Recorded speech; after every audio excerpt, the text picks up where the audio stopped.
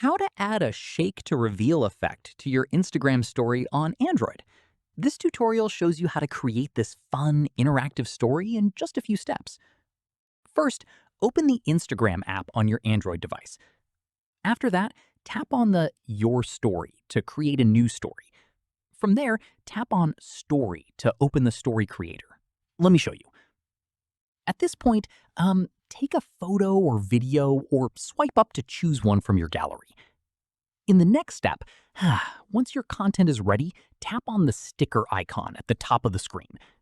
From there, tap on Frames in the sticker section. At this stage, add the picture to add it to your story. Following this, the sticker will be placed on your story. Once done, type in whatever text you want to show before the reveal. Something like shake to see or what's underneath. From there, drag the reveal sticker to position it wherever you want it to appear on your story. At this stage, you can also resize it by pinching in or out to make it bigger or smaller. Following this, once everything looks good, tap on Your Story at the bottom left to share it with your followers. Here's an important note.